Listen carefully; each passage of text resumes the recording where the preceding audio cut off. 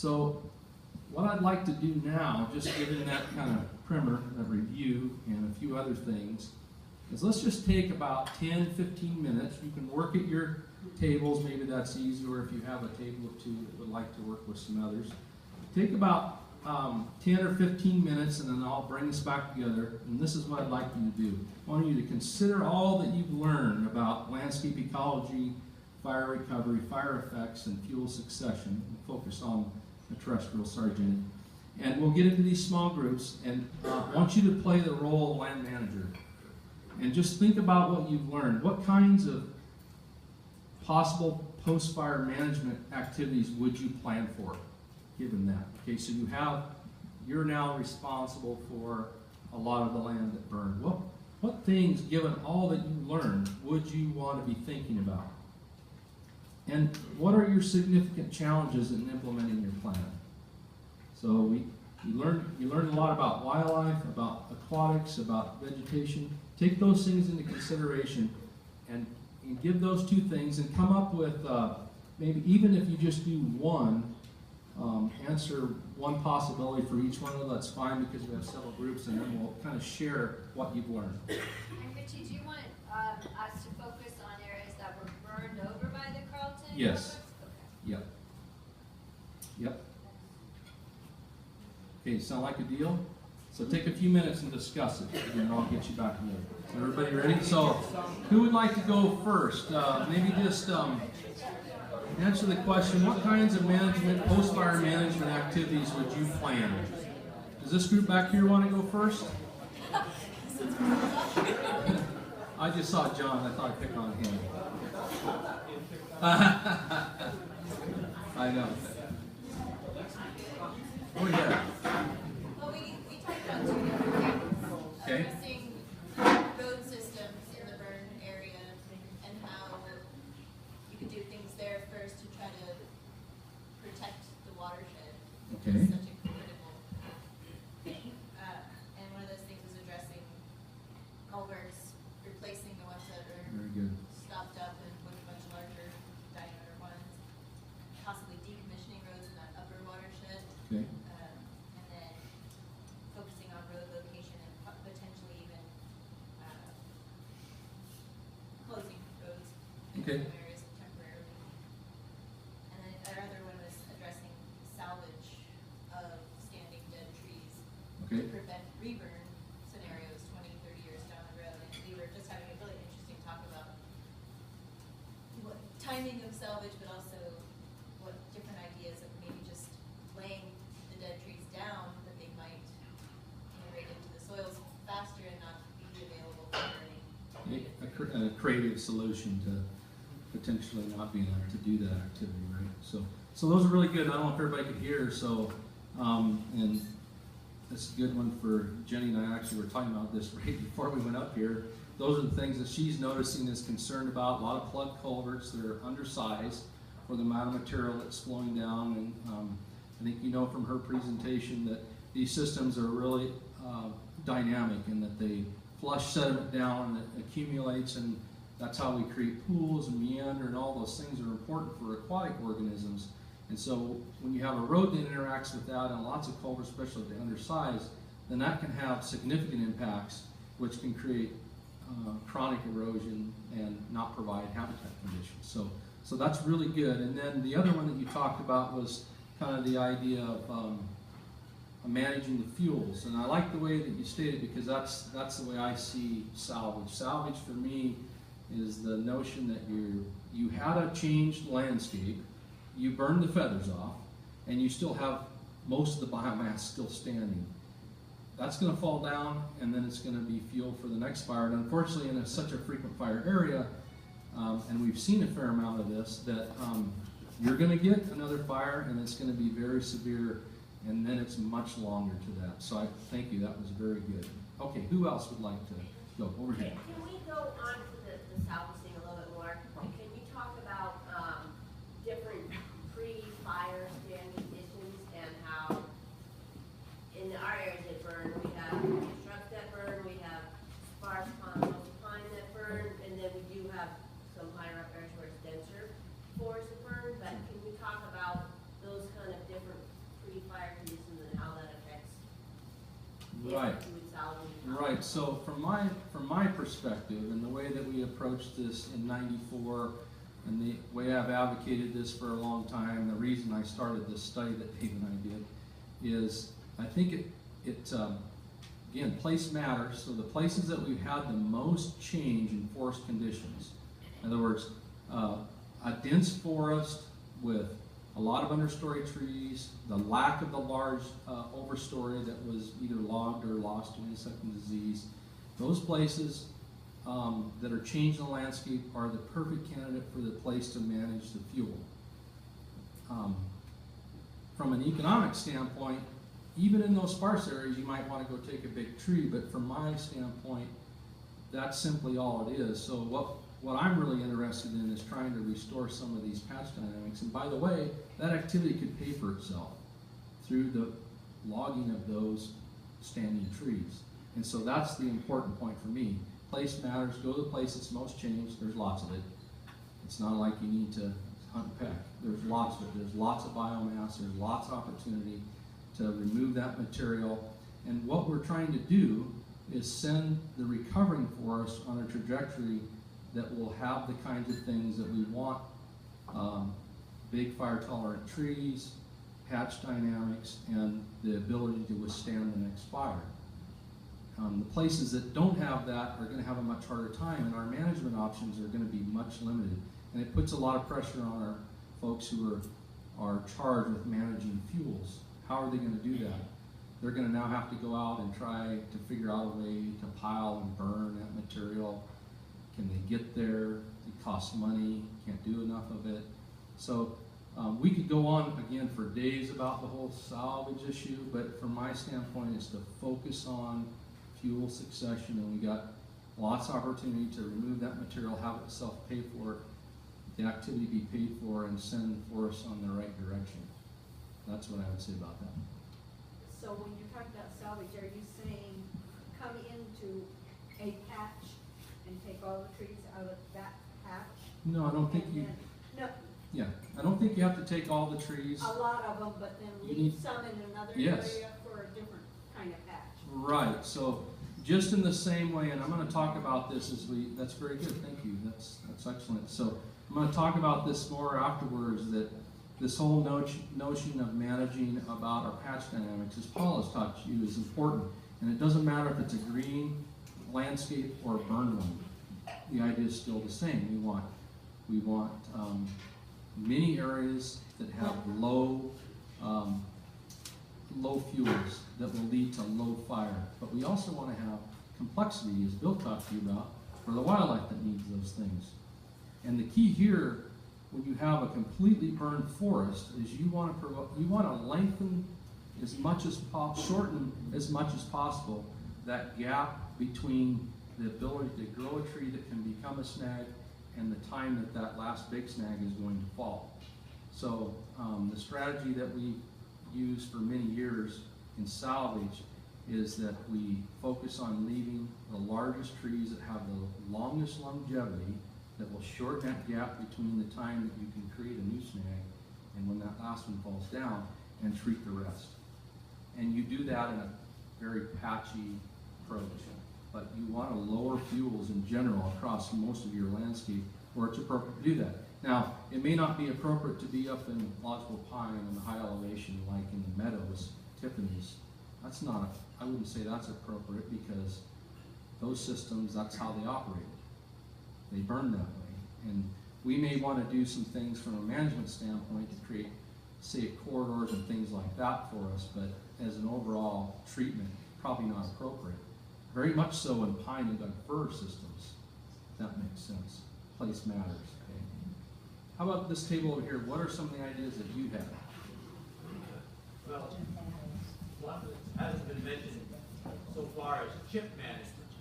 There's a lot of chipping going on, and there's probably going to be a lot more of it going on. And we've learned that chipping, when it's spread over the forest floor, can have negative soil effects. And in contrast to that, there are many ways to constructively use chips, and there's people at our table. But yeah, we could use some. Right, okay. Like to do it. So, but some notion of using the material in some way that lowers the fuel loading, is that what you're getting at? Yeah. Okay, very good. And then smoke management, of course, is important, and Let me ask you how. Tell me how. Tell me how. because it influences the politics and the education. And that's the last thing that we came up with in our discussion, Okay. is that our biggest obstacle is education and politics. Yeah. Education influences This politics. is true. And we have extremes of the right and the left that are interfering Right. with implementing all these nice things we've been talking about. Right. Here, here. Very good. No, those are excellent. Let's see. We have time for. How about one more group right here? We were talking, I lost a place on Ball Beach, you burned around a place on Beaver Creek, so we were kind of talking like about the shrub stuff. Right. And, deer management came up as a huge thing, Okay. because they're just, I watch them do it every day. They're eating everything down and it's just gonna come back as cheatgrass. Okay. And we, in my opinion, have altered the deer so badly that they don't really know where they're supposed to go, so they're all out in these burns. And just management of the shrub stuff, I got, 15-foot fire lines with the fire went, And now I know I should have gone out and taken all most of my sagebrush out. Right. Okay. But, so deer management came up big, and then, also changing the culverts, bringing beaver back into form a more natural setup for the creeks, the year-round creeks. Okay, real good. That's a great idea. Yeah, so you guys all had great ideas, and there are things that we as an agency, of course, struggle with. And unfortunately, all the things you talked about play into what we do, because we represent the public. And so those are very challenging situations for us to navigate, so you're exactly right. And the idea here, and all of your ideas, was about assisting the system to recover, given the fact that there have been some changes that we've created, roads and streams, heavy forest fuels, potential for the next burn, and then managing wildlife in such a way that we maybe have an overabundance. And how is that leading to the forest recovery? Yes? Can we pick up something here I mentioned, cheatgrass? Right. It seems like something that ought to be eradicated rather than encouraged. Right. And no one seems to put out a sort of a gospel on how to deal with it. Well, it's because there really isn't. Cheatgrass is sort of one of those species that's, when you get it, you're going to have it. It's very, very difficult to get rid of it. Part of it is just haven't developed ways to eradicate it that don't eradicate the things that we want. It's their life history, their winter annual, so all the while that the native perennial grasses are dormant, they're growing a root system feet into the ground, and then so when spring comes, they're already well established, and they can be very prolific seed producers. And then there's kind of an interesting twist with disturbance because they burn so readily after they've completed their life cycle. Then when they burn, they have an advantage over all the native vegetation because they can come back so quickly. So it gets to be in this terrible cycle once you get it. The good news is, for most of our forested areas anyway, they don't have the ability to invade those very well.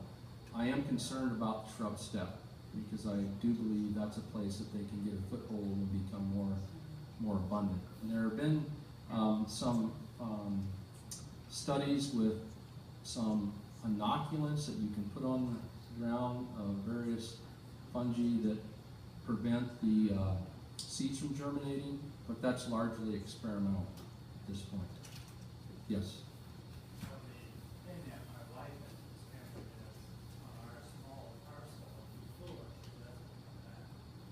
It doesn't come back where? If you pull the Oh, if you pull it, yeah. on a small parcel. Right. A very small area, you can Correct. pull it and get rid of it. That's right, because it's an annual, right? So the seeds are not really going to last in the ground. So if you can get it before the seeds are dropped, then you're in good shape. and you can have some effect. But as a widespread treatment, no. But that's good to know that you can perhaps mitigate that locally, right? And that's a good thing. Okay, very good, you guys. I'm going to move on just in the interest of time. So let's go on to kind of the next discussion topic. And what I want to do now is you kind of wanted to know about what land managers in particular are doing. And so I want to talk to you about what we call our forest restoration strategy. And this is kind of the idea here is that thinking about how we might do work differently to address these problems. Let's just assume that maybe what we've been doing hasn't worked real well. And not that it's wrong, it just hasn't met all of our needs. And we need to think about doing work differently so that we all can get what we want from our public lands. And so the way I'm going to start this out is we really need to return to a few of Paul's core principles, because the work that Paul and his group have done is really the foundation and the backbone for why we develop a new way of doing business. And so they're key, they're important. And I want to bring up a few of them for you. And these are right out of Paul's presentation. And so I want to focus on the box here, core principle. Fire and forest succession are the engine that drives the system. Probably figured that out by now by everybody's talk, that these are the major drivers that cause vegetation pattern in our landscapes, right? And so how fast can a forest recover after that disturbance has everything to do with the pattern that you see on the landscape. And in order for us to do good work, to get back to where we have more resilient systems, we want to restore the fire regime and supportive successional patterns, and other disturbance regimes will follow. For example, if you create this system of patches through your management, that fire can only is operating in this way, creating this landscape of patches, then consequently so will the insects and disease. Okay, so those are how these other regimes will follow. So the vegetation is kind of our backbone when we talk about large landscapes, okay? That's the first core principle. Next one. Predictable disturbance distributions of severity patches emerge from linked climate disturbance, topography, vegetation interactions, okay? So, in other words, landscapes are complex, and these are the things that drive it, and they're very much linked together. So if you restore those characteristic patterns, and here's the example of that distribution, and patch sizes of fuel and successional conditions, you restore the fire regime. Okay, so pattern and processes lead to the kind of fire regimes that are desirable. Another one, regional landscapes function as multi-level, cross-connected patchwork hierarchies. And he kind of has a graphic here that shows you that.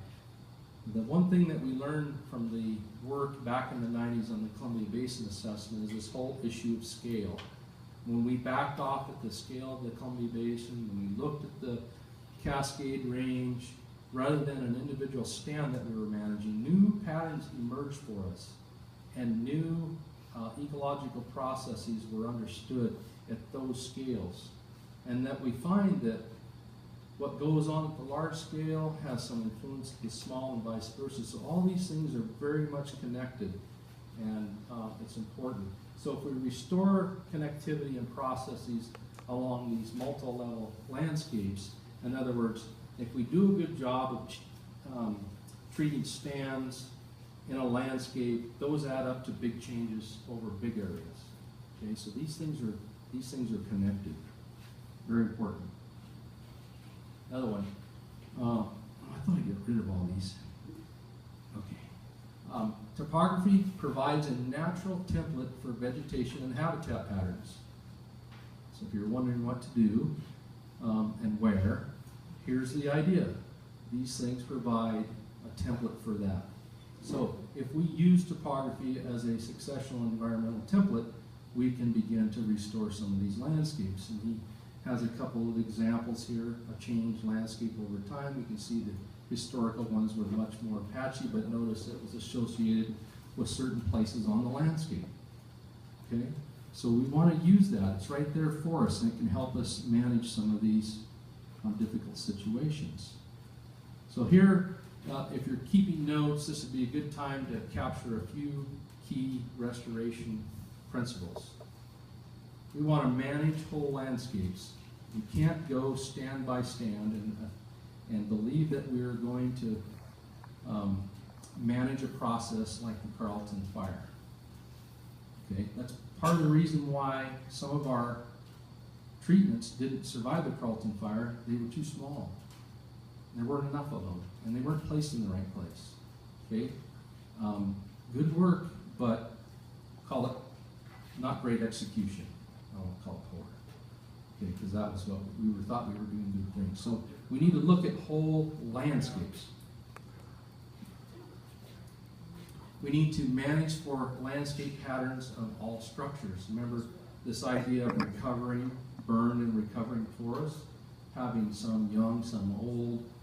All of those patterns are important, and they're important because not only do they provide this feedback about fire landscape, but they are necessarily there and are used by all kinds of wildlife. So those things are really important. We must have those in our landscape. We want to restore the native fire regimes across the landscape. And if we do the bullet above and some of the other ones I've talked about, we probably will be doing that. So we want fire to play its role in the landscape, but in such a way that it doesn't interact with where we live in the way that Carlton did. Correct? We don't want that. We want to manage with chance events in mind, like Carlton, and we want to strategically place our treatments. We can't treat everywhere, so we need to put the treatments where they're going to make the biggest effect. Okay? So we want to manage with those events in mind, and because we can't treat everywhere, we need to place them where they matter. We need to restore native patch size distributions across the landscape. Some of these things are related, right? If we do that, are we going to have native fire regimes? Probably. Probably so. And we want to restore spatial variability within stands. This idea of landscapes within landscapes, this patch dynamic works at multiple scales, and I'll talk about that pretty soon. We want to do that. We want to retain fire-tolerant structures. Large old ponderosa pine and Douglas fir are the structures that allow many forests to survive low severity fire. We take those away and we let all the small stuff come in. It's not going to survive the fire very well. And we want to develop long-term plans to maintain our investment. In other words, it's not a one treatment walk away, because these succession is going on, the forests are going to change like they always have, and we need to make sure we set them up for success and really know that our work is going to be important in the future. So, kind of core concepts out of Paul's and some things here that I wanted you to think about. So if those are kind of our foundation, then what do we do? Okay, hang on. Here we go. Okay, so the restoration strategy is founded in those principles that I talked about. And in order to understand that, we must look at watersheds. We must start by looking at watersheds, and we need to ask the question, what's the state of our system right now? Where are we at? What's it look like when we look through the lens of a broader landscape? And so we want to gather some spatial data at a broad scale and look at watersheds in the order of 50 to 80,000 acres or larger. And we want to say, what's going on for all of these different components?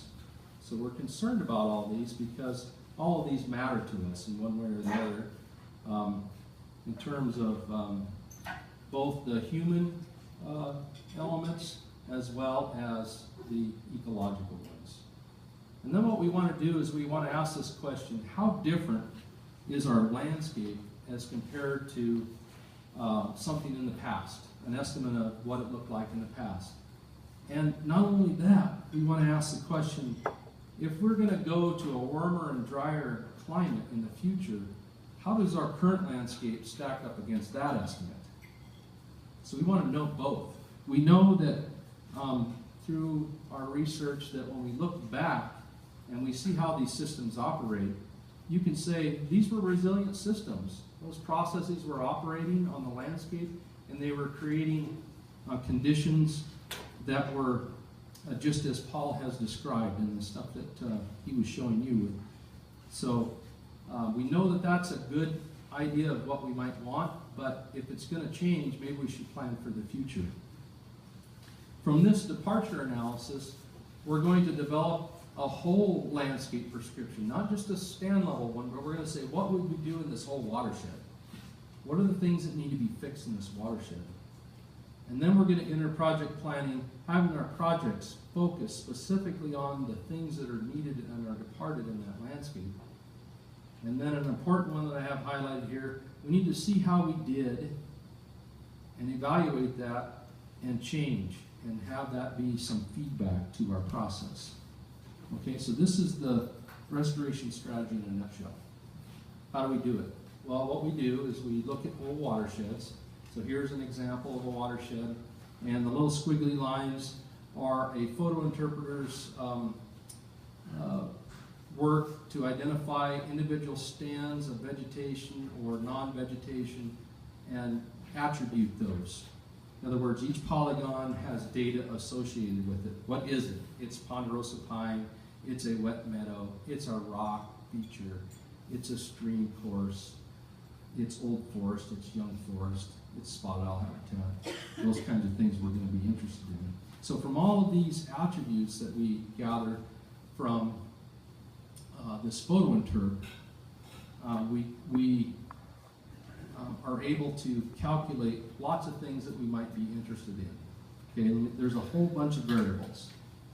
Okay, and then what we do is we take those and we turn them into resource values, some measure of resource. So from that photo interpretation, we get patches of different kinds of vegetation. So where is pine, where is lodgepole pine, where is Douglas fir, where is grand fir. We get some idea of how much cover there is. Is it a dense forest or a very open forest? Are there young stands, old stands, everything in between? Where are prominent old forest features and old forest structure? Where is white bark, where is insect vulnerability at? Where is fire? All these things. So we do that for all these different things that we're interested in, and we make these maps and we look at our landscape. Okay, so that's our current condition. Landscape level fire, since we know that fire moves across the landscape, and we get some notion of where are the places with the highest likelihood of fire movement.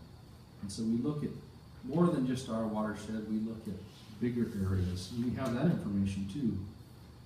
So we ask then, okay, so we see by this analysis, here's the current state of our resources. Here's how much wildlife habitat we have. Here's how much vegetation we have of this kind of structure and this species. And now we want to do our comparison. Remember, I talked about it being departure. And the way we do that is, this is back to the Columbia Basin Assessment. And this map shows an outline of the Columbia Basin. And it has lots of pretty colors, kind of a high gee-whiz factor map. Kind of, ooh, high gee-whiz. Look at all that. Okay? But what these show you are what we call ecological subregions. And each one of these polygons represents an area where both the biotic and abiotic aspects, the living and non-living things, are similar.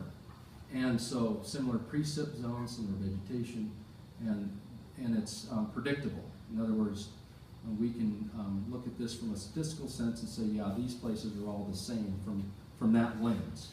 Okay, so we have these ecological subregions, and from that work, we estimated, Paul's group estimated back in the 90s and updated since then, for each one of these ecological subregions, what was it like historically? what was it like in that ecological subregion? So here's our watershed, our two pairs of watersheds that we're analyzing right here, and we know it's in ecological subregion 5. And we ask, okay, so here's where we are now. How is it different from where we were in the past? And then what we do is we say, if it were warmer and drier, if we were to place all these ecological subregions on a single line from driest to wettest, warmest and driest, and so forth, we could see that maybe ESR 11 here, it's the next warmer and drier ecological subregion, and it may give us some notion of what it might be like in the future. So we're going to compare our current condition with the historical conditions in that one, given that it represents a warmer and drier condition. Does that make sense? So we have currently where it is, and let's just say it gets warmer and drier, and we compare those two things. And we get a departure analysis, and what that does is for every one of these resources that we're interested in, we compare where we are, this little red line, to those comparisons. Now on this one it has 3, don't pay any attention to that, but we have historical in the black lines, that represents the historical range of conditions, and the green and the brown line there represent 2 estimates of future. And so we look where we are. So here at a glance, what do you see? You see some red dots, red bars that are way outside of the range, and some that are in, right? We're pretty close, or they're not far. And so we can see right here, like this is a structure class and young forest multi-story. We have too much young forest, dense young forest, compared to where we were in the past and where we might want to be in the future. Quickly, we can see that. And we can do that for a whole suite of things to make your head spin, how many different metrics we can get.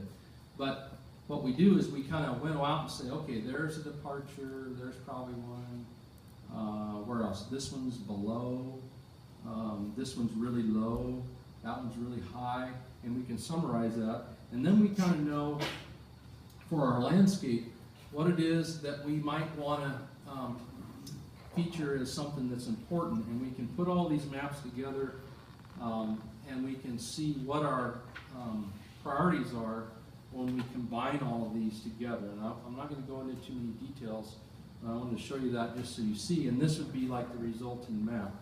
So what a red polygon means is that it was a high priority for us to consider for treatment because the vegetation was departed, the wildlife habitat structures were departed, the aquatic systems need help, and so on and so forth. So this is an integrated view. And if you were a manager looking at this watershed, where would you do your project planning? Would you do it over here? Would you do it over here? Okay, so now we have a better idea of where we need to go in a big watershed or multiple watersheds, and we're going to focus our effort there. And in fact, this is a place for us to start to say, we're not going to treat everywhere. We need to focus on this polygon and not so much that polygon.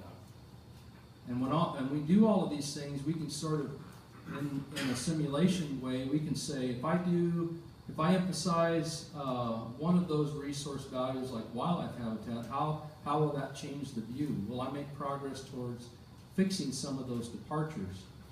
And in this way, what it does is it allows us to specifically focus in on the things that are broken in our watershed and where, knowing that we can't treat everywhere. Okay, that's the importance. That's the importance of this process that's so different.